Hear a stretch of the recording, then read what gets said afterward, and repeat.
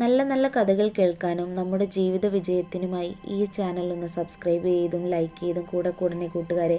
അതെ, നമ്മുടെ ചാനലിൽ പോയി നോക്കിയാൽ നല്ല നല്ല വീഡിയോസുകൾ ഇതിനു മുൻപും ഇട്ടിട്ടുണ്ട്. ഒന്ന് കണ്ട് സപ്പോർട്ട് ചെയ്യണേ. ഒരു ശിഷ്യൻ നിരാശനായി ബുദ്ധനെ സമീപിച്ചു. എനിക്ക് സമാധാനം വേണം. എത്ര ശ്രമിച്ചാലും എൻ്റെ മനസ്സ് ശാന്തമാവുന്നില്ല. ചിന്തകൾ ഒരു പൊടി കാറ്റുപോലെയാണ്. ബുദ്ധൻ ഒരു നിമിഷം ഒന്നും സംസാരിക്കാതെ നിശബ്ദമായി കണ്ണുകൾ പൂട്ടി. ആഴമുള്ള ഒരു ശ്വാസം എടുത്തു. പിന്നീട് കണ്ണുകൾ തുറന്നു പറഞ്ഞു, നീ ഇപ്പോൾ അനുഭവിച്ചത് എന്താണ്? ഒരു നിമിഷത്തെ നിശ്ചലത. അതെ, ഇതുപോലുള്ളൊരു നിമിഷം പോലും നിന്റെ മനസ്സിനെ പുതുക്കാൻ കഴിയും. സമാധാനം ദൂരെയുള്ള ഒരു മലയിലോ ആളൊഴിഞ്ഞ കാടുകളിലോ അല്ല.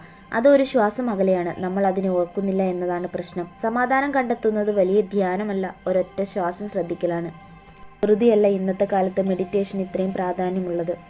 ഒറ്റയ്ക്കിരുന്ന് ചെറിയൊരു മ്യൂസിക് വെച്ച് നമ്മുടെ കണ്ണുകൾ അടച്ച് നമ്മൾ ആ ശ്വാസത്തിൽ മാത്രം ശ്രദ്ധിച്ചാൽ നമുക്ക് സമാധാനം തിരികെ കൊണ്ടുവരാം.